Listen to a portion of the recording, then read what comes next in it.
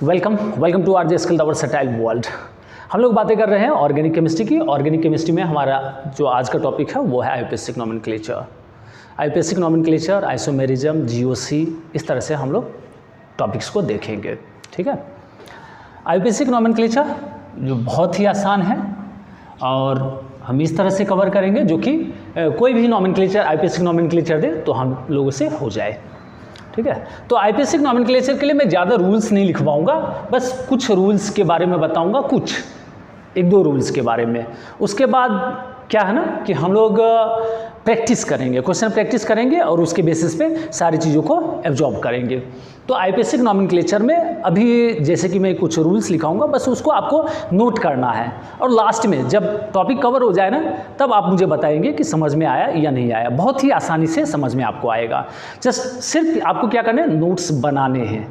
क्योंकि स्टार्टिंग में जैसे रूल्स लिखते हैं ना, ये क्या है, ऐसा कुछ नहीं सोचना है। बस आप नोट करते रहिए, नोट्स बनाते रहिए और लास्ट में जब मैं पूछूंगा कि समझ में आया तो आप लोग ज़रूर बताइएगा। ठीक है। समझ में आएगा बहुत ही आसानी से। आयुर्वेदिक नोमेनक्लेचर में हम जो रूल्स लिखते हैं वो है सेकेंडरी प्रीफिक्स, फिर हम लोग बातें करेंगे primary prefix, word root plus primary suffix plus secondary suffix. बहुत ही आसानी से हम इस लेक्चर्स को कवर करेंगे। देखिए मैंने क्या बताया कि सबसे पहले इन सब चीज़ों के बारे में जानेंगे कि ये टर्म क्या है, उसके बेसिस पे समझेंगे। ठीक है। बहुत ही आसानी से। सेकेंडरी प्रीफिक्स, सेकेंडरी प्रीफिक्स जो बताता है ये बताता है position and nature of substituents और you can say branch. Okay. It tells about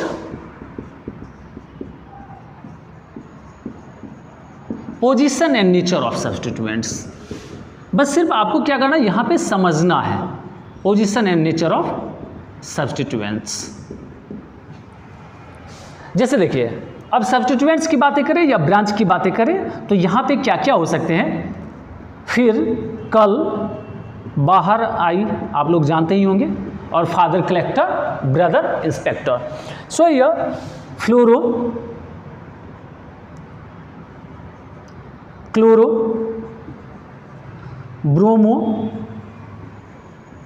आइडो, ये भी हो सकते हैं। इसके बाद अगर हम बातें करें तो एल्काइल ग्रुप भी हो सकते हैं, एल्काइल ग्रुप। ओके। हाँ, अब एल्काइल ग्रुप की बातें करें जैसे कि एल्केन होता है ना, एल्केन, अगर इससे हम एक H रिमूव कर दें तो ये बन जाता है एल्काइल। ओके। जैसे कि CH4 मीथेन है। अभी क्या मीथेन इथेन ये भी आपको ज़्यादा जानने की ज़रूरत नहीं है, बहुत ही आसानी से आप लोग समझेंगे। CH4 है ना, तो इससे एक H रिमूव कर देते हैं तो बचा क्या, CH3 और एक फ्री वैलेंसी। लाइक CH है, H है, H है, H है। आपने क्या किया, एक H को ये रिमूव कर दिया तो ये जो बना है CH, H, H और ये फ्री वैलेंसी। अब ये मीथेन था तो ये बन गया मिथाइल। सिंपल सी बात समझना है कि जब ये ऐसा ग्रुप अटैच रहे पेरेंट चेन से, अब क्या होता है पेरेंट चेन ये सब बताएंगे, फिलहाल समझिए पेरेंट चेन से अटैच रहे तो इसको ना हम आइल लगा देते हैं, एल्केन से बन जाता है एल्काइल। ठीक है। मीथेन से बना मिथाइल। इसी तरह से आप अगर इथेन लिखेंगे CH3 एक H रिमूव कर दिए तो बन गया CH3, CH2 और ये हो गया इथाइल। तो इसलिए मैंने बातें किया एल्काइल ग्रुप की। और भी सब्स्टिट्यूएंट्स होते हैं जैसे कि आप लिख सकते हैं NO2, नाइट्रो, NO, नाइट्रोजो, ये सब क्या हो गए, ये सब सब्स्टिट्यूएंट्स हो गए। और भी आप लिख सकते हैं जैसे कि अगर हम लिखें ये बेंजीन अगर अटैच है एज ए सब्स्टिट्यूएंट्स तो हम इसको लिखते हैं फिनाइल। ठीक है, फिनाइल। इसके बाद अगर हम लिखें ये भी मान लीजिए CH3O। ओके, ये हो गया मिथॉक्सी। तो इसको सिंपली हम लोग लिख सकते हैं alkoxy. Okay, alkoxy, methoxy, ethoxy, propoxy, so alkoxy, alkoxy, I can write RO, ठीक है। तो ये सब क्या हो गए, सब्स्टिट्यूएंट्स हो गए, एज ए ब्रांच यूज्ड होगा, ठीक है। इसके बाद है सेकेंडरी प्रीफिक्स। एट फर्स्ट आपको बस इतना समझना है कि ये जो मैं लिखवा रहा हूँ बस इसको नोट करना है, एंड लास्ट में मैं पूछूंगा आपको समझ में आया या नहीं आया, बहुत आसानी से समझ में आएगा। प्राइमरी प्रीफिक्स, अगर हम बातें करें प्राइमरी प्रीफिक्स की, तो ये बताता है, ये स्पेसिफाई करता है किसे, कि कंपाउंड एलिफैटिक है, साइक्लिक है, बाइसाइक्लिक है या स्पाइरो है, ठीक है। तो it is use to specify nature of organic compound, organic compound. जैसे देखिए एलिफैटिक के लिए कुछ भी यूज नहीं करते हैं, स्किप कर देते हैं, ठीक है। अगर एलिफैटिक रहे, अब एलिफैटिक क्या होता है जैसे समझ लीजिए इस टाइप के होंगे, CH2, CH3, मान लीजिए ये स्ट्रेट चेन होंगे, मे भी हो सकता है ब्रांच हो, CH3 ब्रांच। देखिए ये जैसे लॉन्गेस्ट कंटिन्यूअस कार्बन चेन हो गया, इसमें लॉन्गेस्ट स्ट्रेट चेन, और इसमें ये हो गया सब्स्टिट्यूएंट्स, ठीक है। तो एलिफैटिक में कुछ भी नहीं लिखते हैं, स्किप कर देते हैं। बट अगर हम साइक्लिक की बातें करें, साइक्लिक तो रिंग लाइक स्ट्रक्चर, जैसे कि रिंग लाइक स्ट्रक्चर में क्या, ये आपने देखा होगा, तो इस तरह के जो होंगे ना उसमें हम क्या यूज कर लेते हैं, साइक्लो यूज कर लेते हैं। अब ये साइक्लोहेक्सेन है, साइक्लोपेंटेन, इसी तरह से बहुत सारे हम लिखेंगे, तो रिंग लाइक स्ट्रक्चर में साइक्लो यूज करते हैं। इसके बाद अगर हम बातें करें बाइसाइक्लिक की, बाइसाइक्लिक में क्या होगा, दो रिंग जो होगा ना फ्यूज होगा 2 कॉमन कार्बन से। कैसे समझिएगा, जैसे मान लीजिए ये है, ठीक है। अब यहाँ पे क्या है, 2 रिंग है, और ये क्या है, कॉमन कार्बन है, 2 कॉमन कार्बन है। तो एक रिंग और ये दूसरा रिंग दोनों क्या है, फ्यूज्ड है, किससे, इस दोनों कॉमन कार्बन से। इस तरह के स्ट्रक्चर को बोलते हैं बाइसाइक्लिक कंपाउंड। तो इसके लिए ना हम यूज करेंगे बाइसाइक्लो किस में यूज करेंगे, प्राइमरी प्रीफिक्स में। इसी तरह से और भी हो सकते हैं, मान लीजिए कि ऐसा मैंने कुछ बना दिया, ऐसा, ये भी क्या है, बाइसाइक्लिक ही है, ठीक है। तो बाइसाइक्लो यूज करेंगे। और हम स्पाइरो की बातें करें, स्पाइरो, तो स्पाइरो में ठीक है क्या होगा कि 2 रिंग होगा, एक कॉमन कार्बन से अटैच होगा। जैसे देखिए स्पाइरो में हम इस तरह से बना सकते हैं कुछ, ठीक है। स्पाइरो, अब पता नहीं कैमरा में कवर हो रहा नहीं, इसलिए मैं इसको क्या करता हूँ, यहाँ पे लिख रहा हूँ, ठीक है। पहले इसका आप स्क्रीनशॉट ले लेंगे, ठीक है। देखिए अगर हम बातें करें स्पाइरो की, ये मैं इरेज कर रहा हूँ, ठीक है। और बहुत ही आसानी से समझ में आएगा, तो टेंशन बिल्कुल नहीं लेना है, बस यही है कि आपको कंटिन्यूअसली अटेंड करने हैं। देखिए स्पाइरो के लिए मैंने बातें किया है स्पाइरो, तो स्पाइरो में क्या होगा, इस तरह के स्ट्रक्चर आप देखेंगे कि ये कॉमन कार्बन है और 2 रिंग है, फ्यूज है। तो इसके लिए हम प्राइमरी प्रीफिक्स यूज करते हैं स्पाइरो, ठीक है। वर्ड रूट की बातें करें, नेक्स्ट वर्ड रूट। तो वर्ड रूट क्या कहता है, ये इंडिकेट करता है number of carbon atoms present in parent chain, longest continuous carbon chain. Simply I can write here, it include number of carbon atoms present in longest continuous carbon chain, longest continuous carbon chain, okay. अब ये जो है ना simple सी बात, ये बताता है, it indicates number of carbon atom present in longest continuous carbon chain. अब लॉन्गेस्ट कंटिन्यूअस कार्बन चेन में ना ये क्या करेगा, देखिए इंक्लूड क्या क्या कर सकता है। एक तो मेन फंक्शनल ग्रुप को इंक्लूड कर सकता है, main FG functional group, okay. उसके बाद ये क्या कर सकता है, तो carbon carbon multiple bond, single bond तो होते ही हैं, ठीक है, कार्बन कार्बन मल्टीपल बॉन्ड और कार्बन कार्बन ट्रिपल बॉन्ड, ये इसको भी इंडिकेट करता है।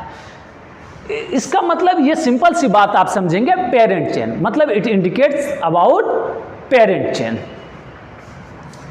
तो सिंपली वर्ड रूट का मतलब आप क्या लिखेंगे, पेरेंट चेन। अब देखिए वर्ड रूट में क्या क्या होंगे, ठीक है, और एकदम आसानी से समझ में आएगा, बस इसको आपको अटेंड करना है कंटिन्यूअसली, ठीक है। देखिए वर्ड रूट, मैं वर्ड रूट लिख रहा हूं, नंबर ऑफ, यहां पे मैं लिख रहा हूं नंबर ऑफ कार्बन एटम्स, ठीक है, और ये वर्ड रूट, वर्ड रूट। देखिए एक कंटिन्यूअस कार्बन, एक सिंगल, अगर एक कार्बन रहेगा तो इसके लिए हम लिखेंगे मिथ, ठीक है। 2 कंटिन्यूअस कार्बन रहेगा तो हम लोग लिखेंगे इथ, 3 कंटिन्यूअस कार्बन रहेगा प्रोप लिखेंगे, 4 कंटिन्यूअस कार्बन रहेगा हम ब्यूट लिखेंगे। अब मैं ना 5C 6C ऐसे लिख देता हूं, ठीक है, कंटिन्यूअस आप समझिएगा। 5 रहेगा तो pent, 6C hex, 7C hept, 8C oct, 9C non, 10C dec, 11C undec, 12C dodec, 13C tridec, 14C tetradec, 15C pentadec, okay. So 20C icos, okay, sometimes it is written in this form ICOS, okay, so ICOS और ECOS no matter, okay, so ये हो गया number of carbon atoms.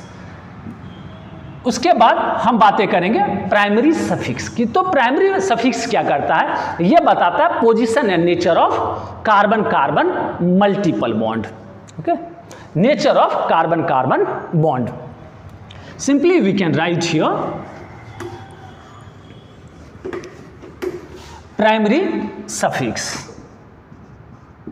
Primary suffix, it tells about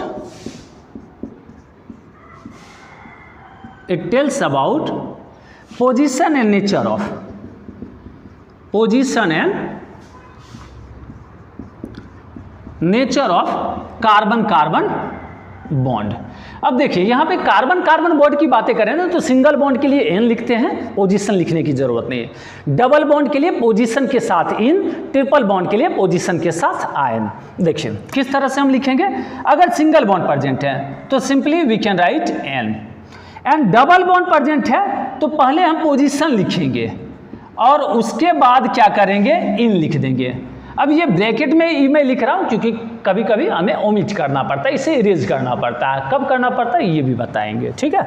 और triple bond की बातें करें, यहाँ पे कार्बन कार्बन ट्रिपल बॉन्ड, तो पोजीशन के साथ हमें लिखना पड़ता है, मतलब किस पोजीशन पे प्रेजेंट है, बात समझे। और ये ना मिनिमम पोजीशन पे रहना चाहिए, ठीक है, पोजीशन के साथ आयन लिखते हैं। तो ये हो गए प्राइमरी सफिक्स। इसके बाद अगर हम बातें करें सेकेंडरी सफिक्स, तो ये बताता है मेन फंक्शनल ग्रुप के बारे में। अब मेन फंक्शनल ग्रुप, इसका मतलब सेकेंडरी प्रीफिक्स में जो होता है, वो प्रीफिक्स जो यूज होता है, जैसे मैं बताता हूँ लिख के, ठीक है, जो कि आसानी से आपको समझ में आए। देखिए पहले मैं सेकेंडरी सफिक्स लिखता हूँ, देखिए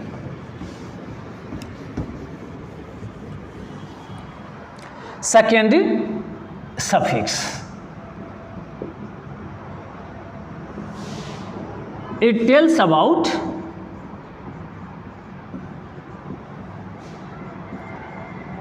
position and suffix of main functional group, suffix of main functional group, functional group. अब देखिए मेन फंक्शनल ग्रुप क्या है, या हम इसको क्या दें, सीनियर फंक्शनल ग्रुप। ठीक है, अकॉर्डिंग टू प्रायोरिटी ऑर्डर होता है। अब हम सबसे पहले लिखेंगे फंक्शनल ग्रुप। देखिए फंक्शनल ग्रुप, इसके प्रीफिक्स में लिख रहा हूँ और यहाँ पे सफिक्स लिख रहा हूँ। अब देखिए सीनियर कैसे बनता है। तो फंक्शनल ग्रुप की बातें करें तो आपने सुना होगा कब से ऐश्वर्या इस हाल में हूँ, एसिड हैलाइड इस हाल में हूँ, इस हाल में हूँ। कब से ऐश्वर्या इस हाल में हूँ। देखिए ये हो गया कार्बोक्सिलिक एसिड।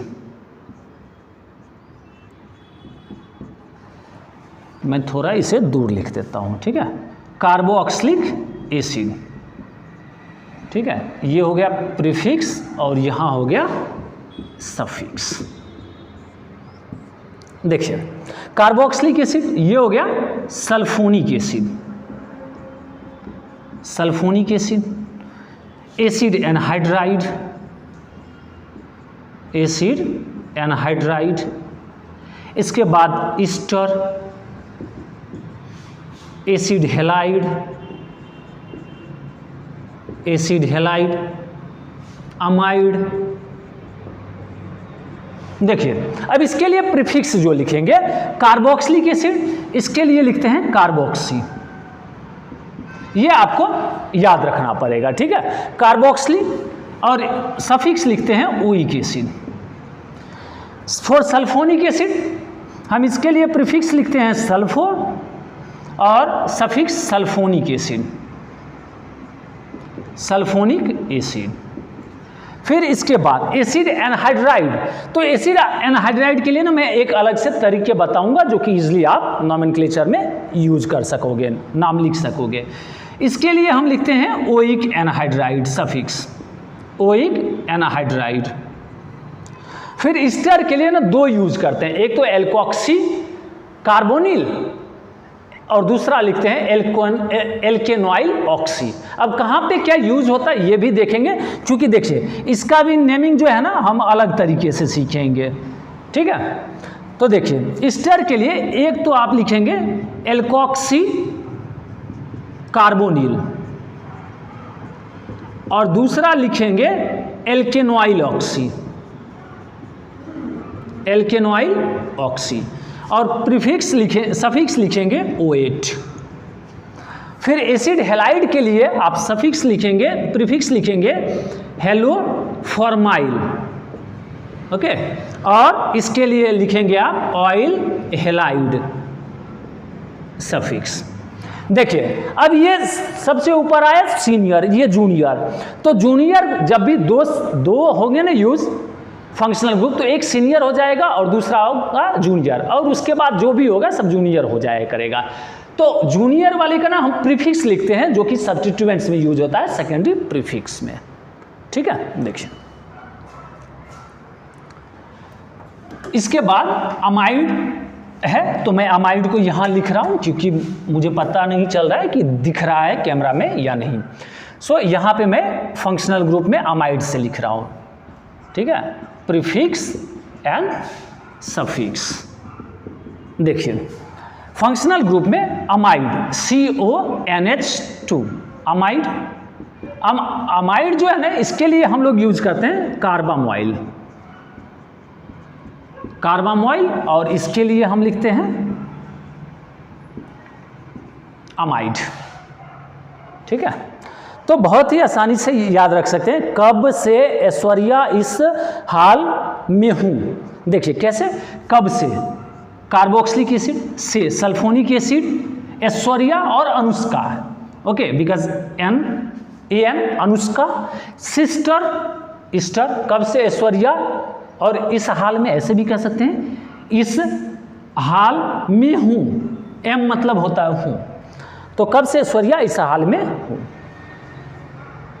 ठीक है, हाल में हूँ। इसके बाद साइनाइड, ठीक है, साइनाइड, आइसोसाइनाइड, को एल्डिहाइड ने काटा, काटा मतलब कीटोन, एल्कोहल, थायो एल्कोहल और एमीन, अमाइन।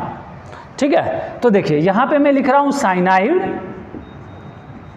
ठीक है, साइनाइड के लिए क्या होगा, साइनो। ठीक है, और इसके लिए हम लोग लिखेंगे नाइट्राइल। एनसी आइसोसाइनाइड, आइसोसाइनाइड इसके लिए लिखेंगे आइसोसाइनो, और इसके लिए हम लोग लिखेंगे आइसोनाइट्राइल। ठीक है, फिर एल्डिहाइड के लिए देखिए, एल्डिहाइड के लिए ना हम लोग लिखते हैं अल्डोफॉर्माइल और ऑक्सो, बट ऑक्सो और अल्डोफॉर्माइल कहाँ यूज होगा ये भी हम लोग देखेंगे। ठीक है, तो हम लोग इसके लिए लिखते हैं, ये है एल्डिहाइड। एल्डिहाइड के लिए हम लोग यूज करते हैं फर्स्ट लिखते हैं अल्डो या फॉर्माइल, अल्डो या फॉर्माइल। ठीक है, और दूसरा यूज करते हैं ऑक्सो। तो कहाँ पे हम अल्डो या फॉर्माइल यूज करते हैं और कहाँ पे ऑक्सो यूज करते हैं ये भी हम लोग देखेंगे। ठीक है, और इसके लिए सफिक्स होता है अल। एल्कोहल, सॉरी इससे पहले है कीटोन। सो कीटोन के लिए हम लोग या तो कीटो यूज कीजिए या ऑक्सो यूज कीजिए, अकॉर्डिंग टू ऑप्शन आप लोग देख सकते हैं। इसके लिए सफिक्स ऑन। फिर एल्कोहल, अगर एल्कोहल की बातें करें तो इसके लिए यूज करते हैं हाइड्रोक्सी, हाइड्रोक्सी, और यहाँ पे ऑल। ठीक है, फिर इसके लिए थायो एल्कोहल के लिए,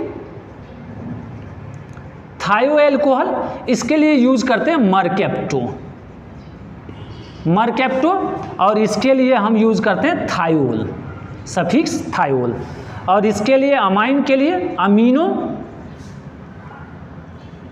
ठीक है, अमाइन NH2 या एमीन यू कैन से अमीनो, और यू कैन राइट एमीन और अमाइन यू कैन से। तो देखिए ये ना 1 2 3 4 5 6 7 8 9 10 11 12 13 14 ये आपके ना प्रायोरिटी ऑर्डर के अकॉर्डिंग फंक्शनल ग्रुप है।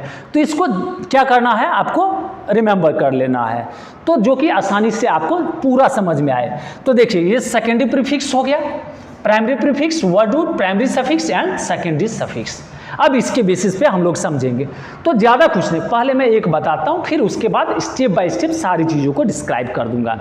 ठीक है, एक ट्राई करता हूँ कि आप लोगों को समझ में एक ही बार में, एक ही एग्जाम्पल से आ जाए समझ में।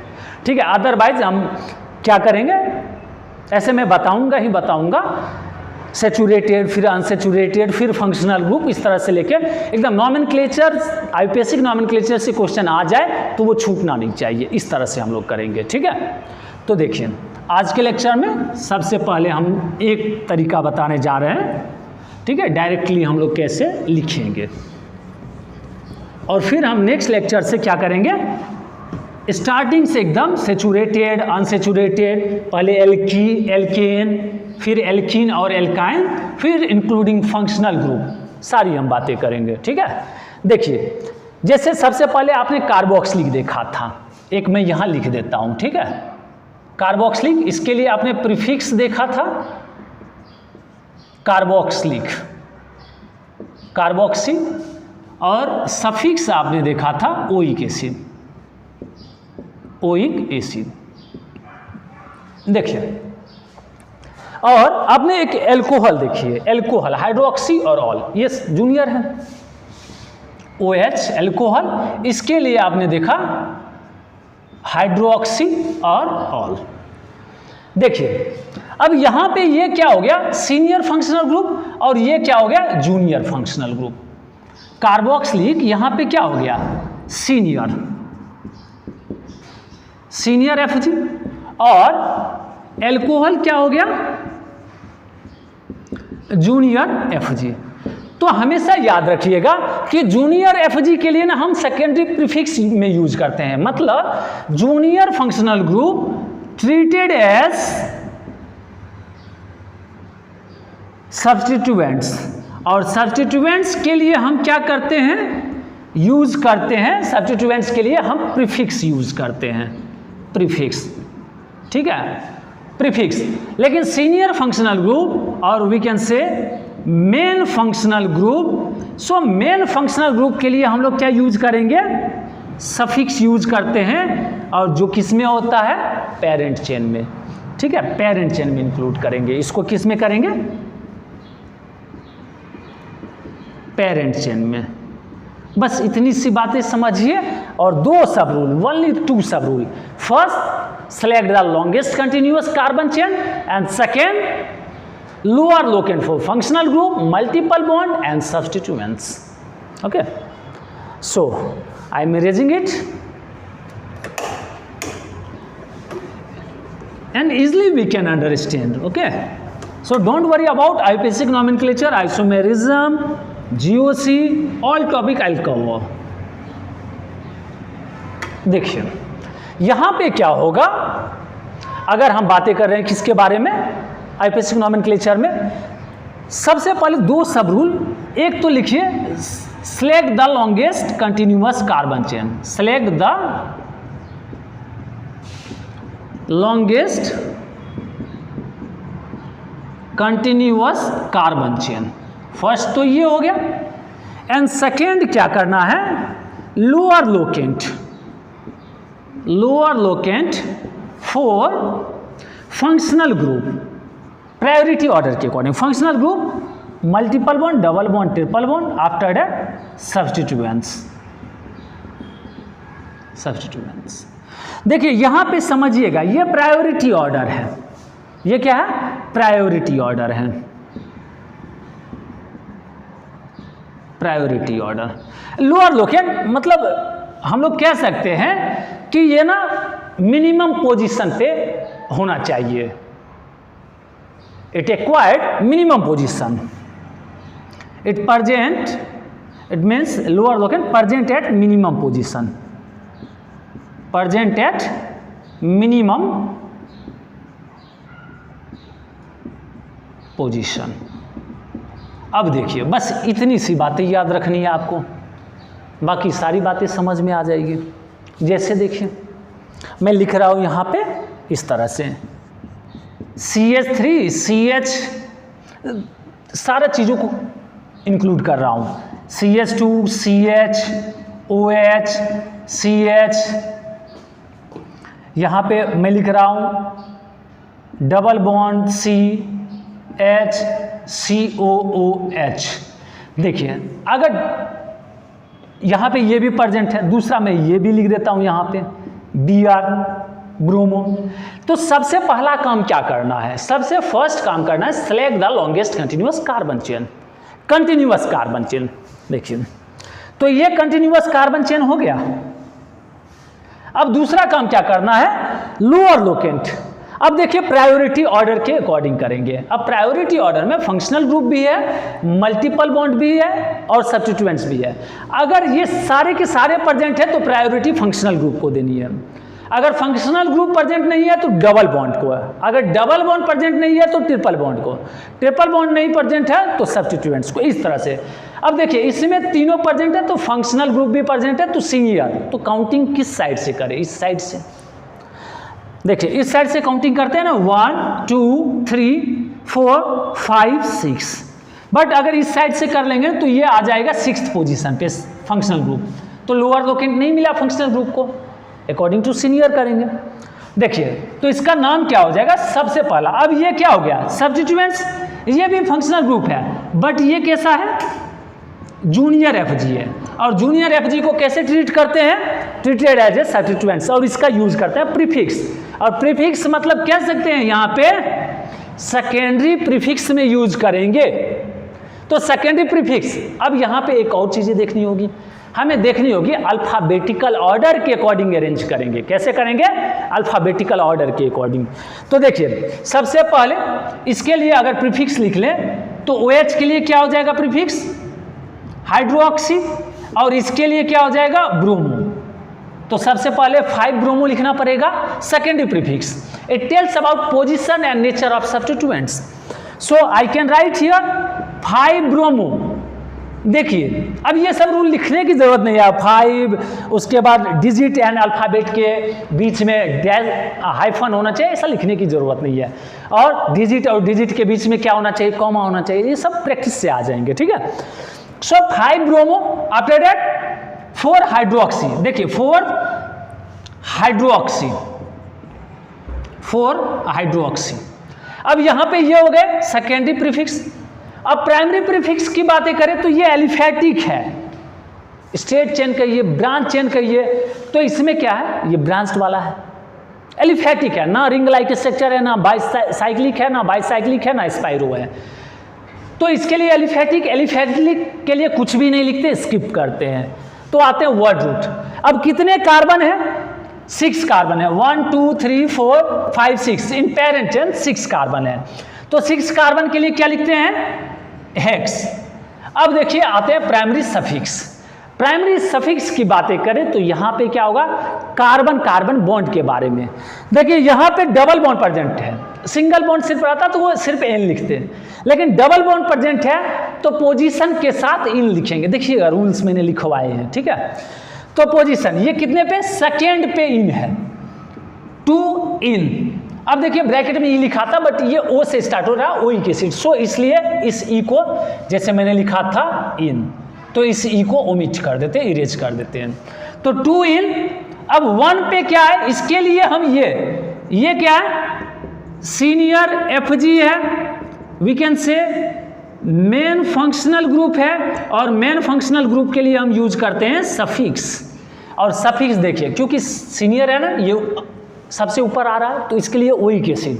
प्रीफिक्स में हमने हाइड्रोक्सी यूज किया और सफिक्स में ओइक एसिड यूज किया।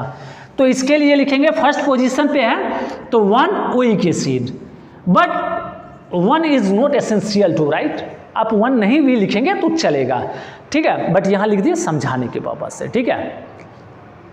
चलिए तो ये हो गए आईपीएससी नॉमेनक्लेचर, और फिर नेक्स्ट लेक्चर से हम लोग ना सैचुरेटेड से स्टेप बाय स्टेप करेंगे। जस्ट ये मैंने आपको ओवरऑल एक बार में बता दिया, ठीक है, आईपीएससी नॉमेनक्लेचर। जस्ट इसको प्रैक्टिस कीजिए, फिर हम लोग बहुत सारे नॉमेनक्लेचर का प्रैक्टिस भी करेंगे। Thank you so much for being with RJ skill the versatile world.